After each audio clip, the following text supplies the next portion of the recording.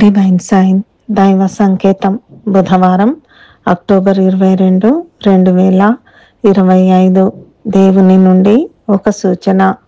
ఇర్మియా 9:1 నా జనులలో నాశనమైన వారిని గూర్చి నేను దివారాత్రము కన్నీరు విడుచున్నట్లు నా తల జలమయముగాను నా కన్ను కన్నీళ్ల ఊటగాను ఉండునుగాక. ఈనాటి దైవాంశము నా కన్ను కన్నీళ్ల ఊట. ఇర్మియా 9:21 వీధులలో పసిపిల్లలు లేకుండాను రాజమార్గములలో యవ్వనులు లేకుండాను వారిని నాశనము చేయుటకై మరణము మన కిటికీలను ఎక్కుచున్నది, మన నగరులలో ప్రవేశించుచున్నది.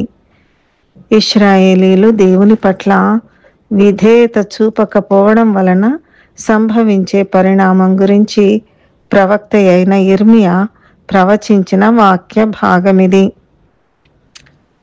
నిన్నటి దినమున ఒక్కరోజే నైజీరియాలో 30 మంది పాస్టర్లు మరియు క్రైస్తవులను ఇస్లామిక్ తీవ్రవాదులు ఊచకోత కోశారు.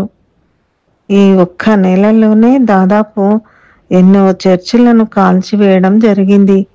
ప్రపంచంలోనే అత్యంత దారుణమైన హింసను నైజీరియాలోని క్రైస్తవులు ఎదుర్కొంటున్నారని నివేదికలు తెలుపుచున్నాయి.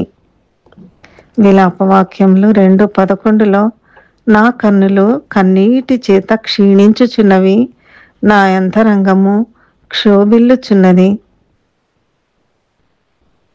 విలాపవాక్యములు 1:20 గ్రంథకర్త యెహోవా దృష్టించుము, నాకు ఇబ్బంది కలిగెను, నా అంతరంగము క్షోభిల్లుచున్నది, ఇళ్లలో నానా మరణకర వ్యాధులున్నవి అని దేవుణ్ణి ప్రార్థిస్తున్నాడు.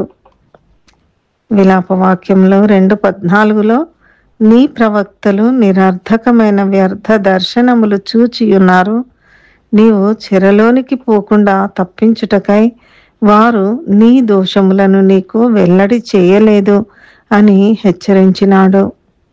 ఈ సందర్భంగా దేవుడు మనతో మాట్లాడుచున్న దైవాంశము యోవేలు 2:12 ఇప్పుడైనను మీరు ఉపవాసముండి కన్నీరు విడుచుచు దుఃఖించుచు మనఃపూర్వకముగా తిరిగి నా యొద్దకు రండి.